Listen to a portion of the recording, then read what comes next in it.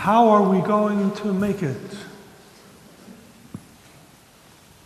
How are we going to survive in this world of untold horror, violence, the evil that human beings can do to one another, which we witness, it seems, not only week after week, but almost day after day? What is the answer? We come here together in the joy of the Lord on His day to celebrate His blessing and His gifts to us. And it's right that we should do that. We are blessed in having a community in which people know one another, care about one another.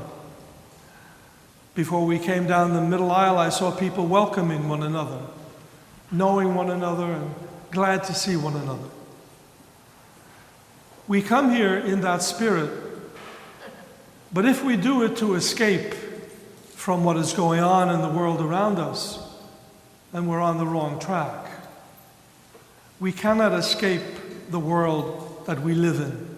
We are part of it, and it has its impact on us, whether we like it or not.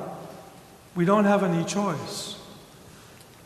The world around us affects us, maybe not immediately, not here and now, but things that have been happening in this country and all over the world can happen here too. And in some ways they have come very close. 3 students from Cal were in Nice the other night, and they were wounded. A 4th one was missing. I don't know, I haven't heard whether he's been discovered or not. Those things are part of the world that we live in, and they constitute what we have to deal with when, like Mary in the gospel, we sit and listen to the Word of God. How does that Word affect us? How does it give us the strength, the possibility to deal with the danger that is all around us? Real danger, the danger of our losing our lives, the lives of our loved ones. If we look at that gospel passage that we just heard, there's a simple kind of domestic dispute going on. Poor Martha is preparing the meal, and she's running around doing so many things, and Mary is just sitting there doing nothing. And Martha complains to Jesus, says, "Tell my sister to help me." And it was important that she get some help. If she didn't do the cooking, Jesus wouldn't get any dinner. But Jesus said, there are many things that have to be done. They have to be done. But only one thing is necessary: to listen to the Word of God and to put it into practice.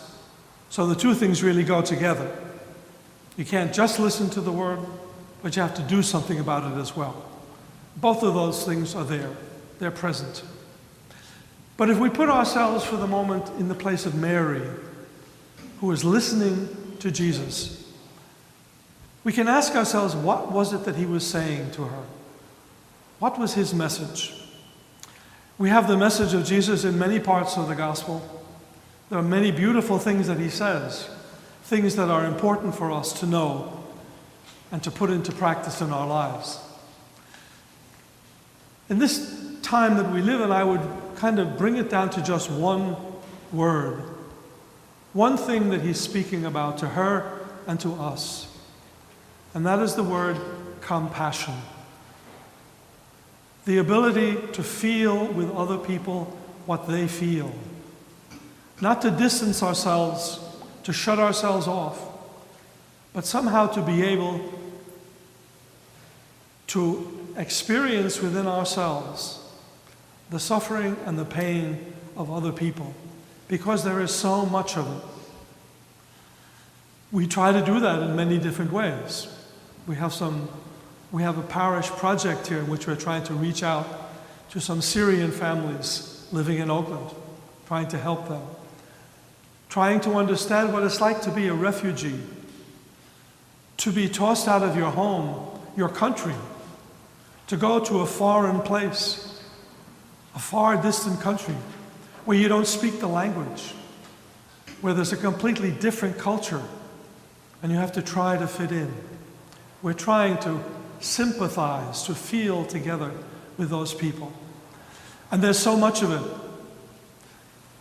We tend immediately to be sympathetic to those that are closest to us, maybe our friends and neighbors, our family, and those who seem very much like us. So we can sympathize with people in France, for example, or Spain, or other places where there have been terrible terrorist attacks. We need to think, for example, about people in the country of Iraq. In Baghdad, almost daily, there are terrorist attacks. There are explosions. Cities are reduced to rubble. We have to think about them. In other words, if we think of the compassion that Jesus is speaking about, the first thing we need to do is to enlarge the scope of our compassion, to reach out as far as we can, to think of the people and to try to enter into what they go through. In Nice the other night, there was a family from Austin, Texas, and the father and one of the children, an 11-year-old boy, went down to the promenade to watch the fireworks, and the father and the son were killed. What must it have been like for the rest of the family to know that the father and their brother, 11 years old, had been killed? We have to try to feel what it was like for those people. As Jesus felt what it was like for other people, he knew what it was to be poor, to be tired, to be buffeted about by misunderstanding, to be cast aside, to be rejected. Lots of that goes on in the world. And it's important for us to try to recognize that that is part of our experience too. But even if that's not possible, or let's say beyond that, along with that, what Jesus speaks to us about is the peace within our own hearts, the peace of Christ. Christ is the one who enters into us and gives us his peace.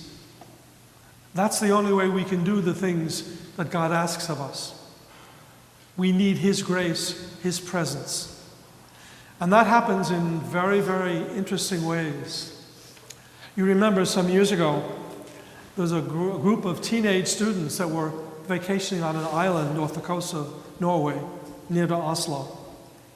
And a man came out to that island with a gun, and he killed about 70 of these young people, teenagers. And I saw an interview recently of the father of one of those children, really, who had been killed. His son, 17 years old, had been killed. And the interview said, "Don't you want to go and kill that man who killed your son?" He kept repeating, "Don't you want to go and kill him?" And the man, who was very, very calm, seemed very peaceful, said, "No, I don't want to kill him. First of all, because to kill him doesn't bring my son back to me. I will grieve my whole life long because I've lost my son. But at some point, the killing has to stop. And it stops with me. I am not going to kill anybody." I don't know what that man's religious affiliation was, whether he was a Christian, whatever he was. He had within him the peace of Christ. He had within him that state of mind and heart which says, I must live my life in a way that brings peace around me.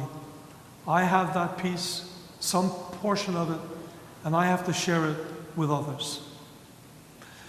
We are blessed in this community. We are here today to thank God, the Eucharist, the Thanksgiving act, the highest gift of our worship as a community. we have that gift, we have it in ourselves, we have it in one another. And we are here to pray that that peace of Christ, which we have been given some share of, is something that we can share with others as well. And that the peace of Christ, through us or through others, no matter how it may happen, that peace of Christ, that compassion of Christ, may be our gift and the gift we give to others. And that way, somehow, we can make it with the help of God.